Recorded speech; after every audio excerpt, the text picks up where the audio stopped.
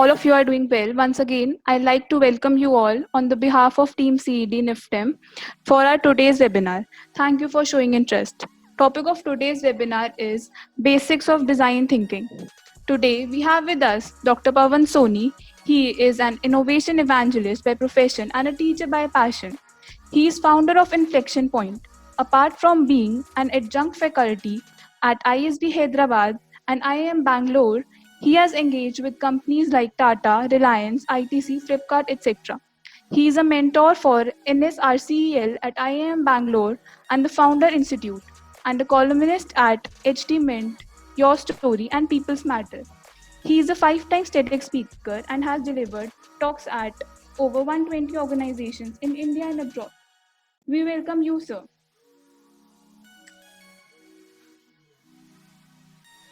Thank you. Thank you, Shireen. You're welcome, Okay. sir. Thank you. All right. So welcome to this webinar on design thinking. I'll not be using any PPT and I'll try and keep it quite conversational. So you are free to ask questions. And what I'll do is I'll first of all give you a quick understanding of what is design thinking. And then in terms of how you can think differently in these difficult times and help yourself and your enterprise grow better, learn more creatively, and pursue from there onwards. So design thinking is essentially a human-centric way of problem solving. Okay, what we're trying to do is we are trying to solve problems. Now, how is design thinking different from traditional ways of problem solving, such as six thinking hats or lateral thinking or TRIZ or blue ocean strategy, etc.? I think the fundamental difference lies in terms of human centricity. Design thinking gives a lot of importance to human beings, their emotions, what they want, they do not want, what is the ultimate objective that they want to have out of it. And there are three key elements of design thinking that I would like you to sort of keep in mind as we go in today's session. I'll not talk for a long time. I would let you ask questions, and through these questions, I will try to take you through some of the important attributes of design thinking. So the first thing that we need to understand about design thinking is empathy. Okay, and empathy is a very important attribute because you would need to empathize with the person whose problem you're trying to solve. Unless and until you empathize with the person whose problem you wish to solve, it's very difficult to it's very difficult to solve the problem. So first is empathize. The second thing is what we talk as prototype driven.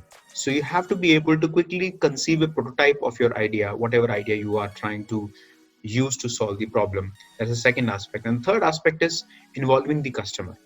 You involve the customer not only to understand the problem of the customer, but also to sort of go ahead and solve the problem together with the customer. So now let me open up a few questions and ask a few questions to all of you.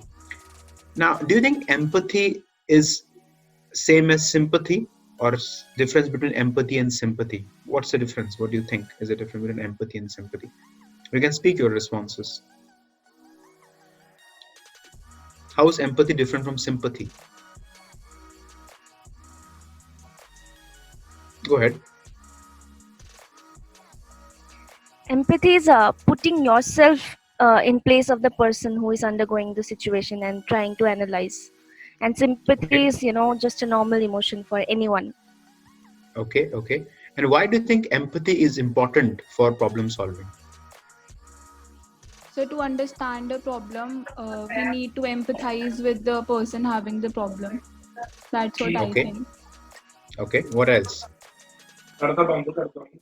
Why is empathy important? Go ahead. Why is empathy important?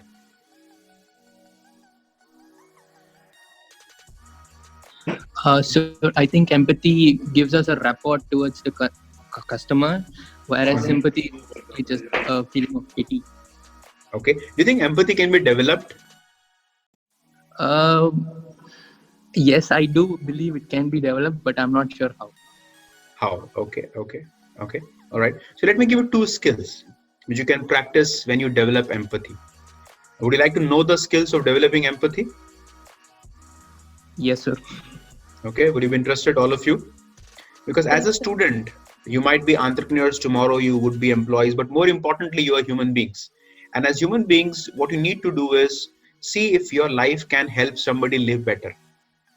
And you can make somebody live better provided you can solve that person's problem as effectively as you can. And that is very, very critical. So to be able to solve somebody's problem is one of the most important aspects that you can have in your life. So let me give you the first rule. I'll write down the rule on the chat window, and I would strongly recommend you to take notes. Taking notes is very critical, and I would like you to be good students. That's absolutely important. So the first rule of empathy is listen. Listen with intent. Okay, pay a lot of attention when you're trying to listen to people. What is the difference between listening and hearing? Can someone tell me that? Listening versus hearing, what's the difference?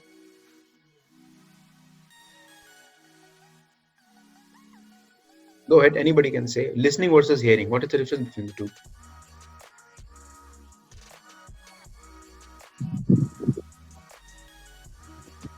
Okay, so like the listening would be like there would be a thought associated with hearing.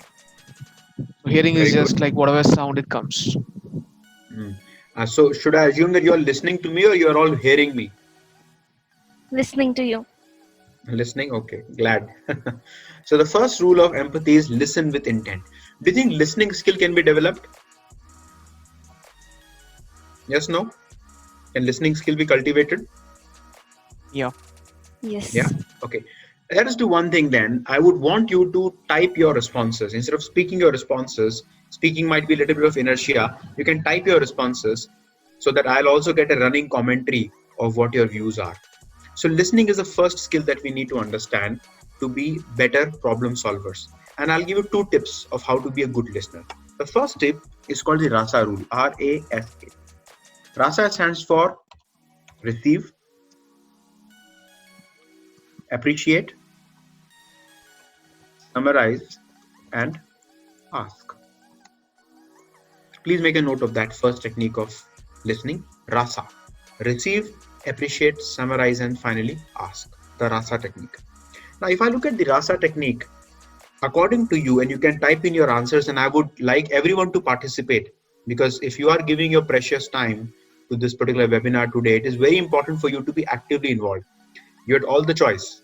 Nobody thrusted you to get into this webinar, but if you have chosen to get into this webinar, I would like you to be 100% onto the task.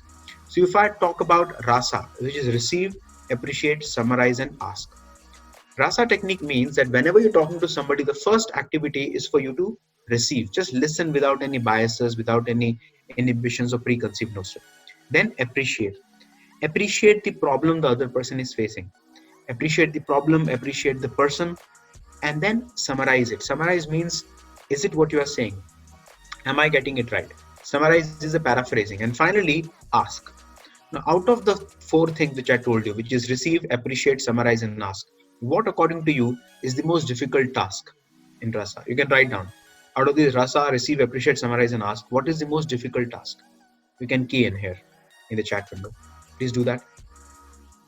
What's the most difficult task? Appreciate, summarize. What else is difficult? Receive, appreciate, ask, summarize. Nice.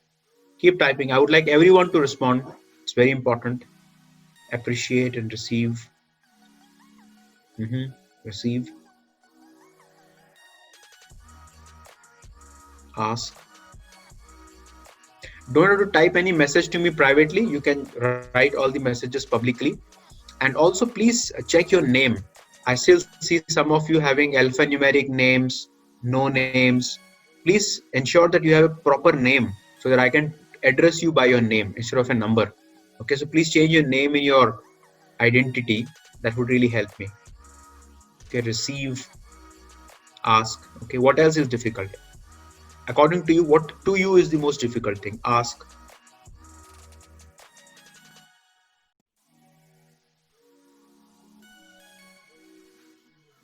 Okay. Okay, it depends. Sure.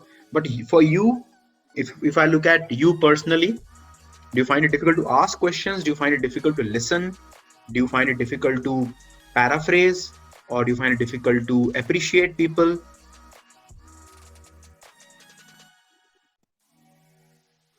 Mm-hmm.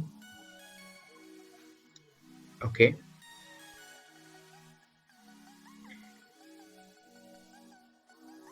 So now what I have learned is that one of the most difficult tasks people often find is the ability to appreciate somebody else. Appreciating, we often think that the person is just doing his or her job. Why do I need to appreciate? वो अपना काम कर रहा है या कर रही है, मुझे appreciate करने की क्या जरूरत है? For example, Shireen. Now, Shireen has done a fantastic job in introducing me, setting everything up, being in touch with me, communicating. If I do not appreciate her effort, she will do it once or maybe twice, but then she'll not have the motivation to continue to do it. Now, she is not doing it to get an appreciation for me, but it is my duty to appreciate her, appreciate a good behavior. So I would want you to be very generous with appreciation. But I think that apart from appreciation, the other problem that most of us find it difficult is to ask. Ask the right question and in the right tone. Tone of the asking question is very critical. Let me give you an example. Suppose somebody comes in late for this particular webinar. Okay. There are two ways I can ask a question. Let me type these two questions to you and you tell me which is the right way of asking or which is the better way of asking question. Question A is this.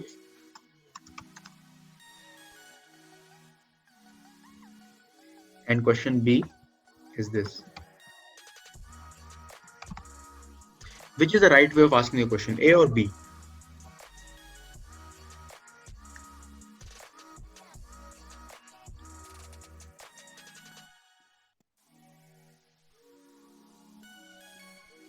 Okay, so all of you say B. Why is B the right way of asking a question and not A?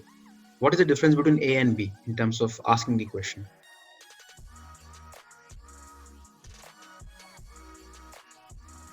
Why do you think B is a better way? Okay, it's diplomatic, interesting. More empathetic. You're showing sympathy. You're not accusing the person, very good. It's kind.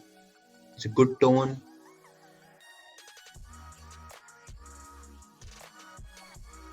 B is more open-ended, very nice. Madhvi. Informal, more generous, more convenient. Yeah, you want to go to the root of the reason. Very nice, very nice. Yeah, you're right. So B is a problem which has a lot of empathy in it. And A is a question which does not have empathy. So in question A, you want to punish the person, you want to reprimand the person. Whereas in question B, you're genuinely trying to go to the root cause.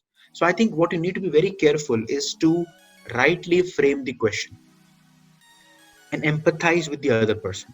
That's absolutely critical. So the first skill that we need to develop for design thinking is empathy. And within empathy, I told you, listen with intent. Okay, empathy and listen with intent. Let us go to the second technique. Within empathy, second is observe with purpose. You need to have a very good observation skills.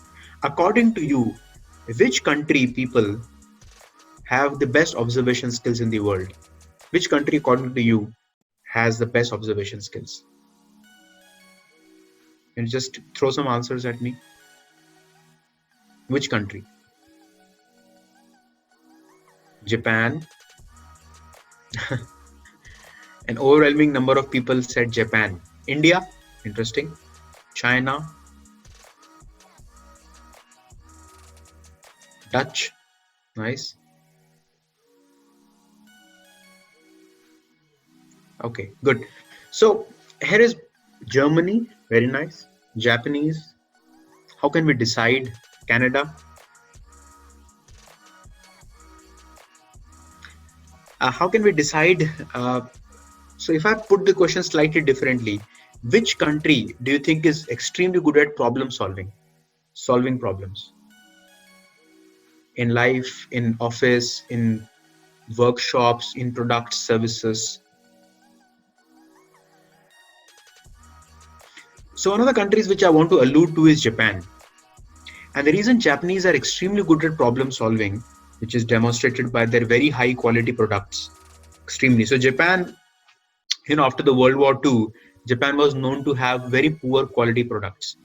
And then in 70s and 80s, Japan really revolutionized product quality with companies like Toyota, Honda, Sony, Panasonic, NEC, Sharp coming in and flooding the world market with very, very high quality products.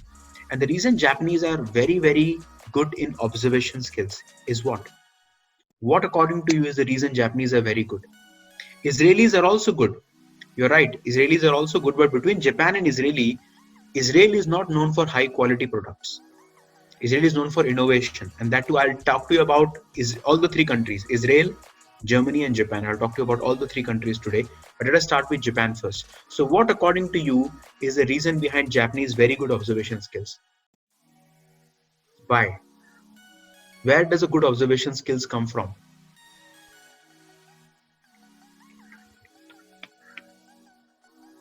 Culture, okay. Receiving. What else? What's the other reason? Hospitality, perspectives,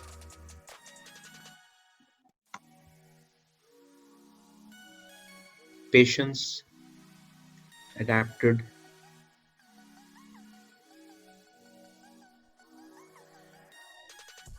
education, disciplined life,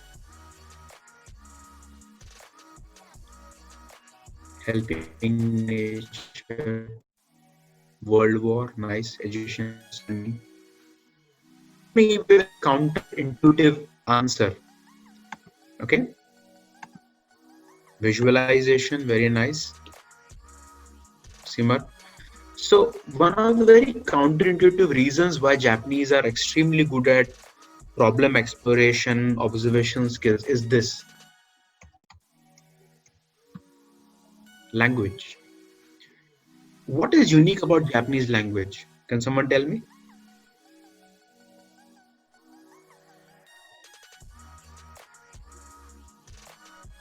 What's unique about Japanese language?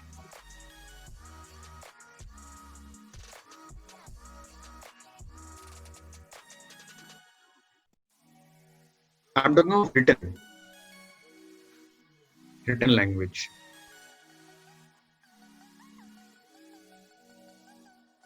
Yeah.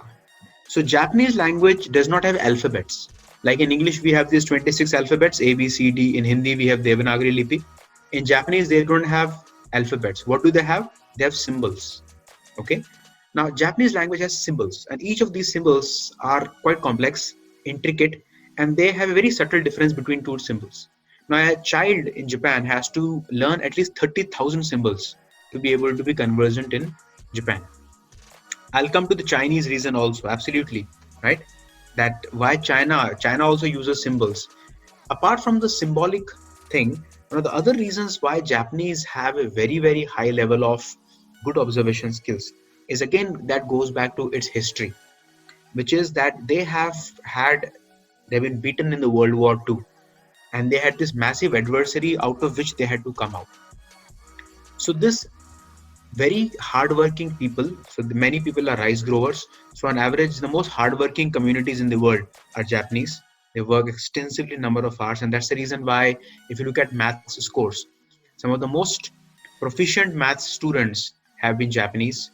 Even in the spell bee contest, etc., Asians typically run way ahead of the Americans. So language and adversity inflicted by the war are the two big reasons why Japanese are extremely, extremely good at good observation skills.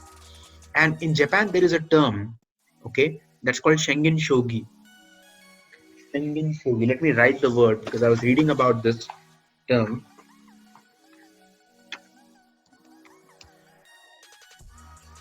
Schengen, Sangensshu.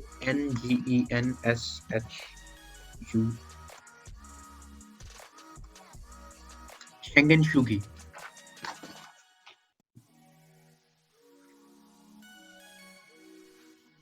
Ria says, but do you think that language is universal? Does it not sound selfish?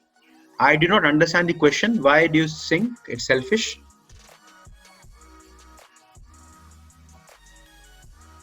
Ria, can you explain that?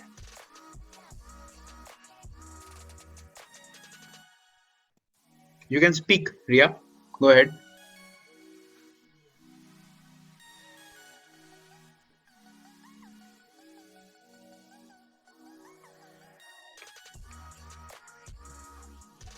Okay, let's speak. Ria, can you please speak up and explain what you meant by the language thing? Would help me get some clarity. I was having some problem with speaker. So what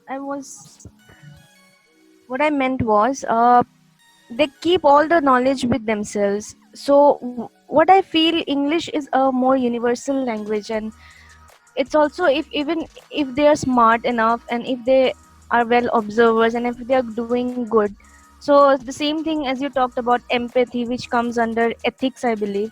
So this is what I believe they lack. Such a country which is so smart, they also owe a responsibility in terms of just ethics to share their knowledge with the world. Now we, in if we do not understand this language, so we are the ones who are lacking in whatever they want to say. So that's what I meant.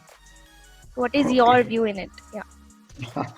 I would not call them selfish.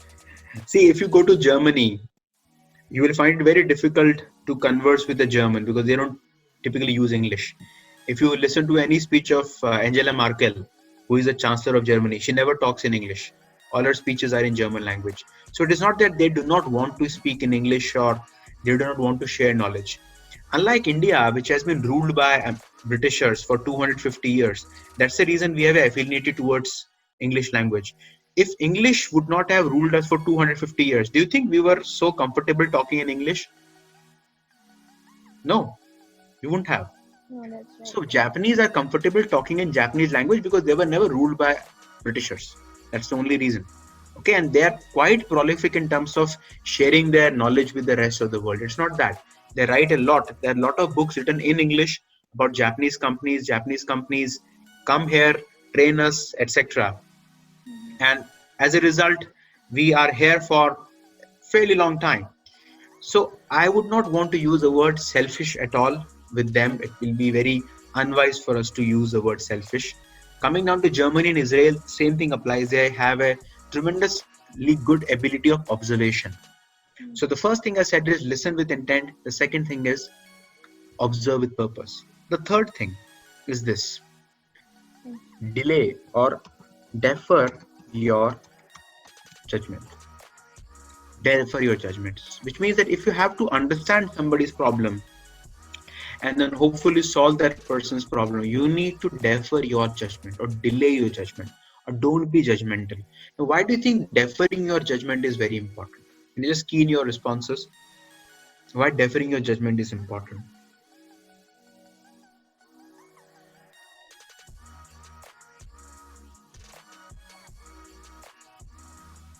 Schengen Shugi. Schengen Shugi means go to the spot and see it with your own eyes. If there is a problem which is happening somewhere else, instead of sending somebody or getting a report, I go there myself and see the problem for myself. So in Japanese companies, people have this tendency to go to the spot and see the problem firsthand.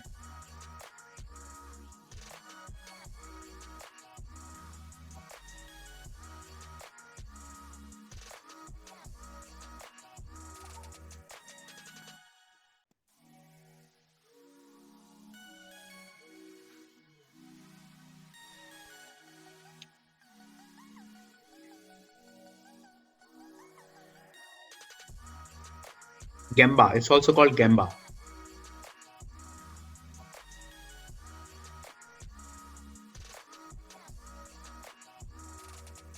So it doesn't mean right first time. Gemba means go and check it firsthand. Go and see for yourself. Why deferring judgment is important?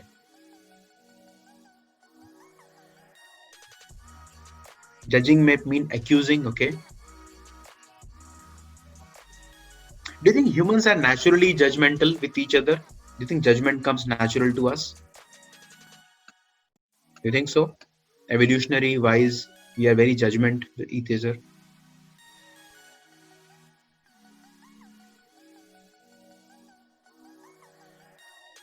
Yeah. So Gulshan has a good response that when you are delaying the judgment, it allows you to think about various possibilities instead of the most obvious answer or the first thought that comes to your mind. Okay, let me give you a a good story. Anybody has read the book Seven Habits of Highly Effective People by Stephen Covey? Anybody has read the book? Okay, Geeta. Anybody else who has read the book? So this example is from that particular book. So what Stephen Covey talks about is one day he's sitting in a train, metro train, subway car, and he's reading newspaper. And it's about morning time, mid 1980s, and a lot of people sitting in the car, the subway car, the metro, and they are busy either dozing off or reading a book or reading a newspaper, etc. Now all of a sudden, two teenager kids walk into the subway, and a father comes from behind. The father has his head down, walking slowly, and the two teenager kids are full of energy and enthusiasm. They're shouting, yelling, pulling people's newspaper, making a lot of disturbance and noise in the car. And everybody is visibly annoyed. For some time, Stephen Covey doesn't say much. He kind of tolerates. But after a point in time, he gets terribly annoyed. And he just walks up to the dad and says, "Sir, can't you see that your kids are making a real nuisance out of this place? Shouldn't you control them a bit more?" So this father slowly raises his head, looks at Stephen Covey and says, "You know what? I'm just returning from a hospital and their mother just passed away. No, I do not know what to say to these children." All of a sudden, the moment this person said, "Their mother just passed away and I do not know how to handle these children," Stephen Covey's perspective towards these children changed flip from loathing and hating and despising to affection, to sympathy, and to what can I do for them. And through that example, he demonstrates that by being judgmental about people, you are not giving them to express themselves a chance in an ulterior or a different perspective. Do you think this example makes sense to you? That having judgment is not good? Because when you become judgmental about people, you have just shut yourself down. You just shut yourself down. You're not looking at any other explanation to their behavior. Maybe they are behaving this way because of some other reason. And if you're not empathetic with them, you can't solve the problem. So just to summarize what I've said so far, and the reason I've not used a PPT is to keep this conversation free flowing, a little bit subjective, and not really boxing ourselves into any particular way of engaging. So what I have said so far, I have said that design thinking is about solving problems with human centricity. And the key to human centricity is empathy. And empathy comes through these three things: listening, observing, and non-judging. Being non-judgmental. These are three things. Let me pause here for 2 minutes and ask you to put some questions back at me. Do you have any questions that you would like me to address? Please go ahead. You can type in your questions or you can speak your questions. I'm okay either ways. Please go ahead. Let me know your questions.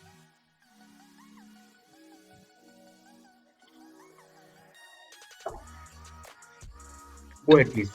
I'll be happy to take your questions here. Then I'll go to the next stage of design thinking.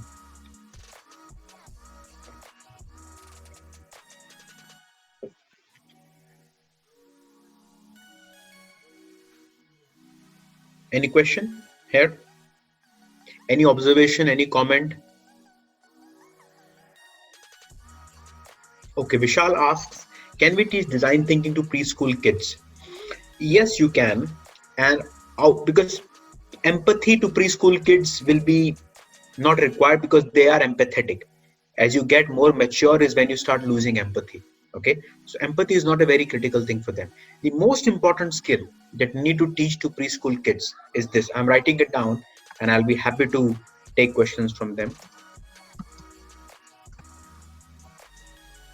Now, Vishal, look at what I have said. Think with your hands. What does it mean, thinking with your hands? What is the meaning of thinking with your hands? You can speak up if you want to. You can type hand design. Okay. Hand sign, using some sign language. No, not sign language. Think with your hands, it's not gesture.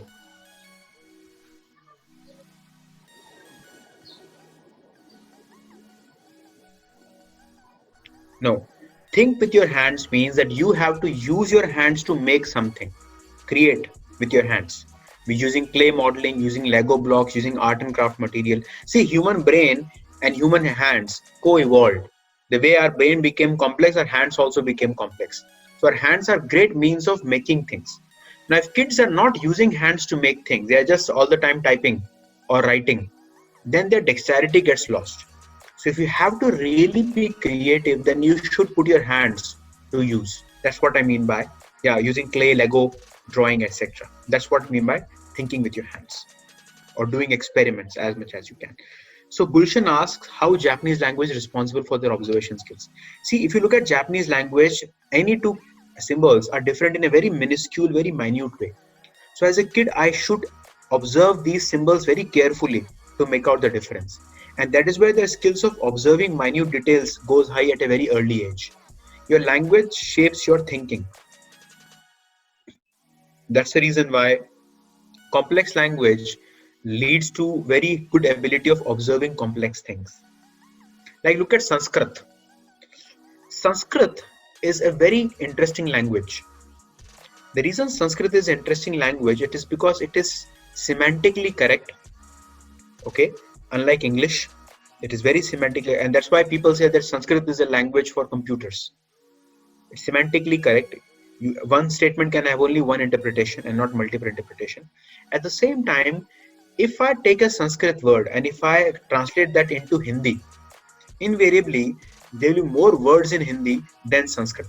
Sanskrit actually compacts Hindi words. It just compacts them into one word. So two Hindi words will mean one Sanskrit word. This compaction also makes you think of joining words, and this is where your spatial thinking goes up. So Sanskrit is a very powerful language for increasing your memory skills. A lot of research has demonstrated this. If you do mantrocharan in Sanskrit, then your prefrontal cortex, which is your master of the brain, goes better. Your memory power increases and your recollection also increases. So language and your brain thinking patterns are quite deeply linked.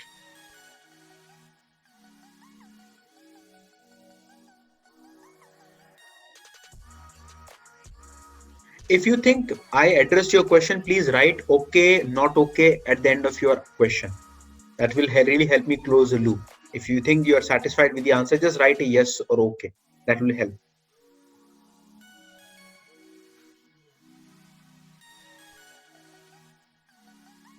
The thing is, China, see, couple of reasons for that. Japanese language, Japan has 3 languages. It's not one language.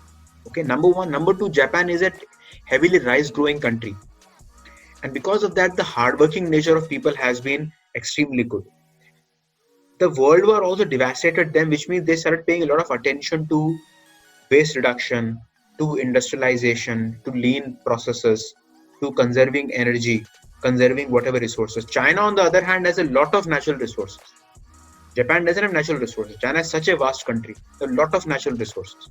When you don't have natural resources, which is also true with Israel, when there are no natural resources with you, is when your enterprising ability also goes up. So lack of natural resources plus the language is the reason why Japanese are like that.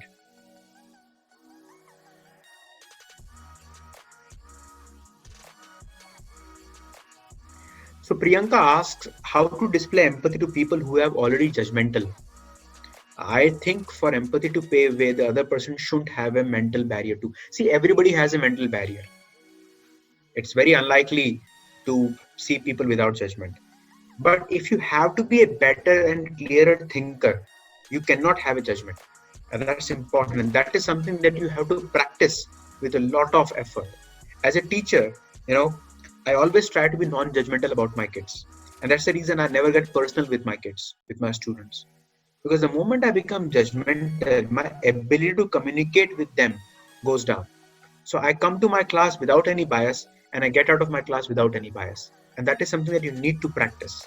People will always be judgmental, but for you to be clear in your thinking, try not to be judgmental. Delay your judgment. Then you allow alternate thoughts to come up into your mind. You can become creative. What if empathy is taken as your weakness at times? You keep showing empathy, but you do not get anything in return. It's a good question, Ria. See, empathy should also coexist with being emphatic. Okay, empathy and emphatic has to go hand in hand. Now, I'm very empathetic with all of you. I'm entertaining questions. I'm asking questions. We are having this dialogue. But once I reach 5 o'clock, I will have to put a full stop. It's not that I'll be less empathetic towards you, but the empathy also needs to be objective in nature.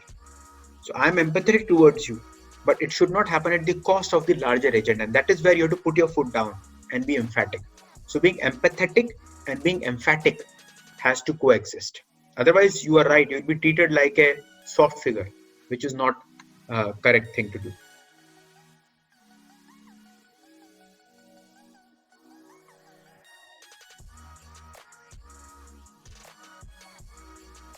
Can you give an instance? See, just before this call, I was on another webinar that happened between, again, let me give you an instance. Yeah, that's a good one. That also addresses Prasad's question. I was doing a workshop with Wipro a couple of months back on design thinking in Bangalore. Very senior people, and we had general managers and vice presidents from 5 companies: Wipro, Airtel, Cisco, Microsoft, British Telecom. 5 companies, senior guys. One of the rules which I have in my workshop is that I do not allow anyone to use phones. No one should use phones. I don't use phones. I don't allow anybody to use phones, so that they're completely focused on the workshop. I give them breaks. After every 1 hour or 2 hours, I give them break for 5 minutes to check their phones, emails, and then they have to come back to the session. Everybody in the audience had put their phones in their bags. There was one person sitting right at the end of the room. I requested this person that, sir, why don't you just come in and join us? He said, no, I'm fine here. I said, okay, no worries. Then he took out his phone and he was texting something on the phone. I got distracted. I said, sir, may I please request you to put your phone in your bag so that you can concentrate and we can value from your presence. He didn't say anything. He said he just put the phone on the table. After 2-3 minutes, again he picked up the phone and he was busy with this. I said, sir, I would request you to please put your phone in the bag. You know what this guy did? He got out, he just got up from the seat and he walked out of the workshop. Everybody looked at him. They were really surprised that how did this senior person walk out of the workshop just like that. And then they looked at me. They wanted to have me to have a reaction. What do you think was my reaction? What did I do after he walked out of the workshop? What did I do next? I just continued. That's it. I never went and chased him. I never said anything about him. I just continued. Now, I was empathetic about everybody. I was empathetic about him, but I was emphatic. Then I realized that the person who walked out of the workshop was a president. The senior most person in the entire group was he. The senior most person. I did not know that, and even if I knew it, I wouldn't have been any different. It was his responsibility because I was clear. If I'm not using my phone, if I'm giving my time, I want you to be sure about your time. Don't take my time as an excuse. I was very clear and I got respected for that stance. That is how you have to ensure that your empathy and being emphatic coexist. Does it answer your question? Good. Does it also answer, Prasad, your question that how CXO CEOs use design thinking? We do a lot of workshops with companies to solve very complex problems to use design thinking. Let me give you a second example. Biocon. Okay. I was doing a design thinking workshop with Biocon for their branded formulation business. Okay. So 80 people in the workshop. It was again in Electronic City, Bangalore. 80 people, amazing folks. And they were into the process of making drugs for cancer patients, oncology, cancer therapy. So 80 people, R&D, sales, marketing, manufacturing, procurement, head office, everybody, huge setup, and we were doing workshop. Head of the business, the CEO of the business, Suresh Subramaniam, he wasn't happy. He was thinking that people in the workshop are not truly customer centric.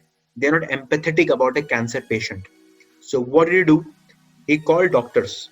So next day morning, we had doctors, various hospitals across Bangalore, Apollo, Max, um, Fortis, um, Kidwai Hospital, Manipal Hospital. All these hospitals, the senior most oncologists were called for the workshop. We paid them money, by the way. Whatever was their money, we paid them, and we called them for 4 hours.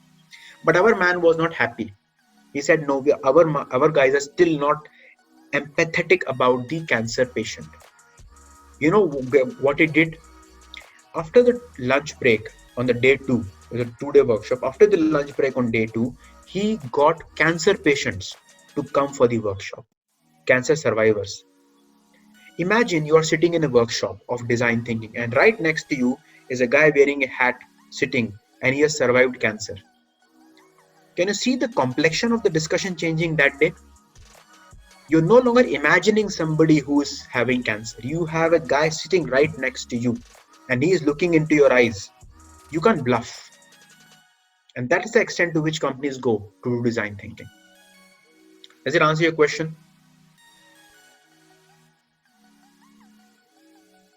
Yeah. And I've gone through several examples. I have several organizations that really, really work hard to ensure that they are solving problems in a human-centric manner. Any other question that you have? I'll be happy to take your questions. We have 10 minutes with us, so let us take a couple of more questions, please. Then I can share my videos with you. You can go through those videos. Couple of videos are available on YouTube. Couple of articles I'll share with your host, Shireen. I'll also share with her, and then she can pass it on to you. Let us take a couple of more questions if you have. Or if you think the question that you asked before has not got answered, I'll be happy to take that also.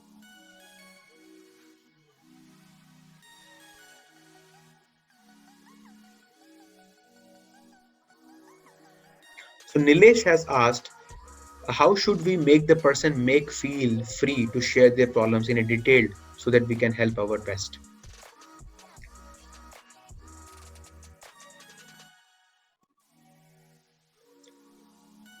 Yes. So let me take Nilesh's and then Prashad's question. Let us go to a hypothetical example. Doctor.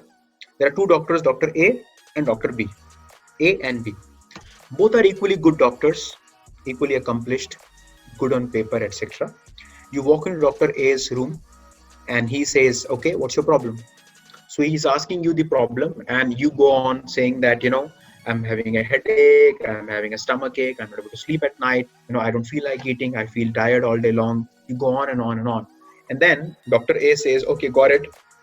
It takes out a piece of paper, writes something down on that and gives it to you saying that these are the drugs, medicines, go and take it and you'll be fine after 2 days. If you don't get better, come and see me again. So you look at the paper, you say, okay, cool, you go out and you take them. Let's go to Dr. B. Dr. B is equally good and he asks you, what's your problem? And you start saying that severe headache, not able to sleep at night, lost my appetite, etc., etc. But Dr. B listens to you. He asks you further questions, how long it has been happening, and he spends time with you and he makes you understand the problem. And then he says, not to worry, you don't need any medicines, okay? Go home, take rest, eat khichdi for 2 days and you'll be fine. So my question to you is, Dr. A did not listen to you, gave you medicines, you are fine. Dr. B did listen to you, did not give you medicines, you are fine. Which doctor, A or B, will you trust more? A or B? Write your answers. A or B? A or B?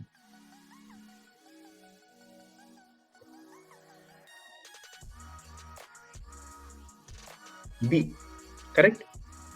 Why B? Why will you trust B more than A?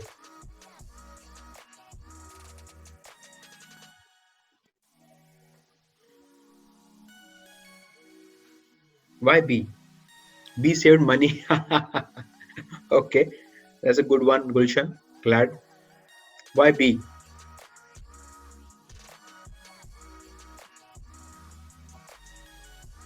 Any other reason why will you trust B?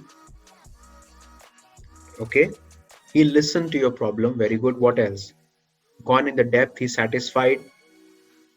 He really looked out. He listened, went to the depth.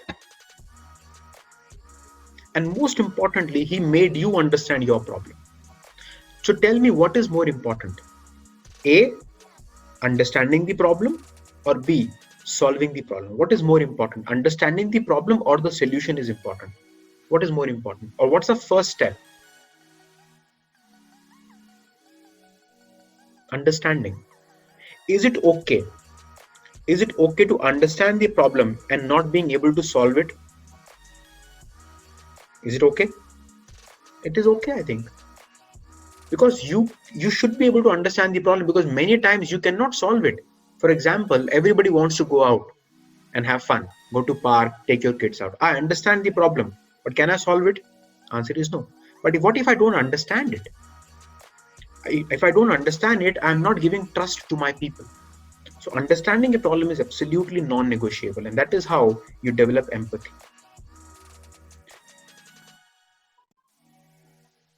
Okay, let me take the question which came from developing good observation skills. So Guru, you develop good observation skills by looking around yourself.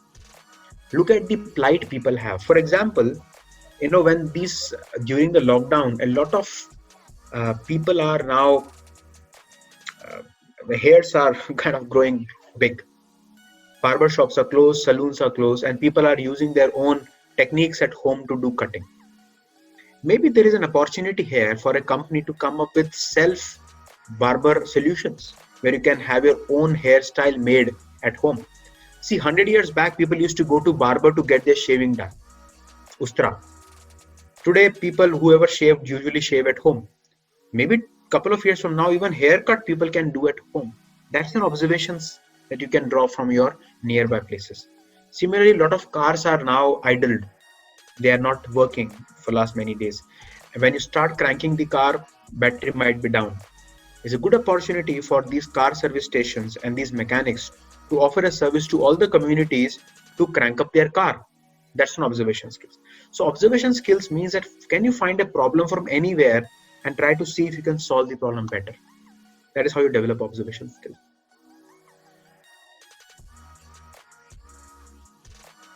Food industry, Simar, is a great case of design thinking.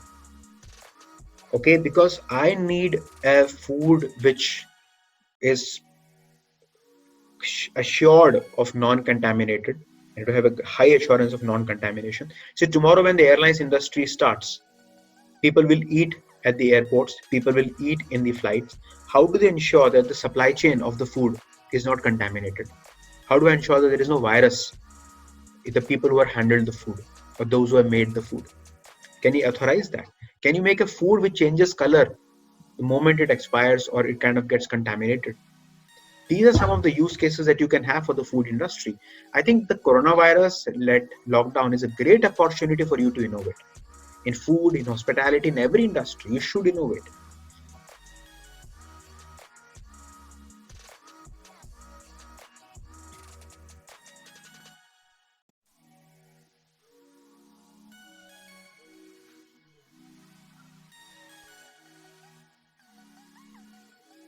Can the tone of asking be built or nurtured? Absolutely, yes. You need to be polite. You need to be compassionate. If you can develop that very slowly, your ways of asking questions will change. And please understand, the way you ask a question defines the way it is getting answered. If I'm polite with you, then only you will be open to me. If I'm not polite with you, for whatever time I have, 1 hour, I'll just keep blabbering something, you log out and you will never come to me again. I need to invite you. I'm the host. I need to invite you. You are all my guests. I need to invite you so that we have a participative approach here. So that's very important. So it can be built. All skills are built, by the way. Every skill that we have in the world is built. Okay.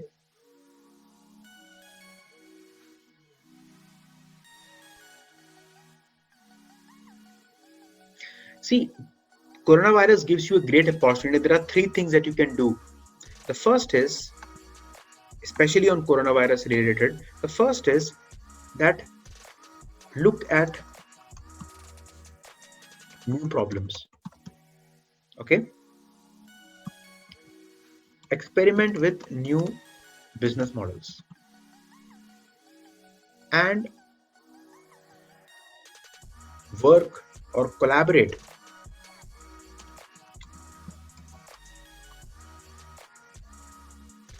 with customers. Try to see if you can solve the problem along with the customer instead of trying to solve it on yourself and trying to give it to you.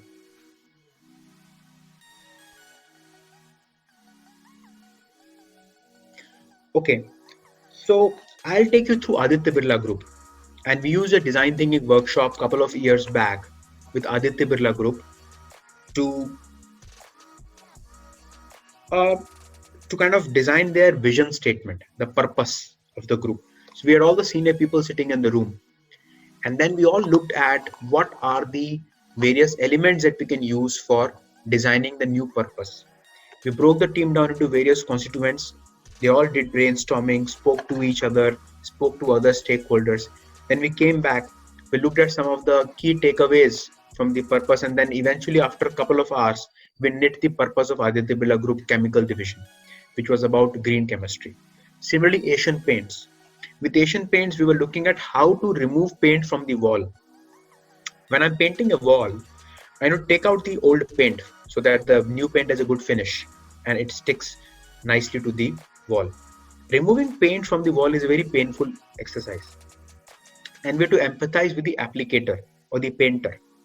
Now, there was no painter in the room, but what we did is that we made people to actually remove the paint from the wall in the workshop itself, and they realized their hand starts to pain. Dust comes on their face, it goes in their nostrils, so they empathize with the customer. And then we came up ultimately within the workshop with a prototype of a paint remover. So it will be like a phone. So you have a phone here, and think of a roller, a scotch tape roller or a cello tape roller. So phone and roller attached. So roller is where you'll collect the dust, and the phone part will be the actual blades or a abrasive paper, and then you use it. So no dust falls out because you have a bigger surface area, your hand doesn't ache, and all the dust gets collected here. So within the workshop, we actually empathized with the applicator, the painter, did it to understand the problem, came up with a prototype, and today Asian Paints is making it. So this is an example which I can offer you on how within the workshop you can actually see the problem, generate ideas, make a prototype, and the prototype finally survives. Gulshan, does it make sense to you? The example which I gave you just now? Okay, glad. So we are nearing the end of the session, guys. I wanted to keep it very brief session without intimidating you with a presentation and taking you through slides, because generally in any presentation we just remember one or two things. Beyond that we don't remember. So there is no point in taking you through the entire lot where you just remember one or two things. My approach has always been simple, conversational. So time is up. I hope the session was of some use to you. You'll be able to practice some of these things. If you still feel that your question did not get answered, or you want to still reach out to me, I'll leave you with my email address. Here is my email address.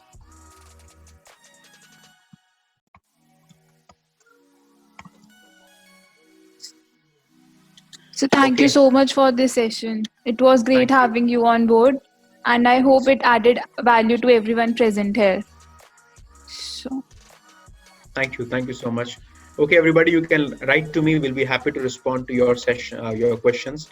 All the best. Be safe, and I'll hopefully see you in person sometime soon. Take care. Bye. thank you, sir. Bye.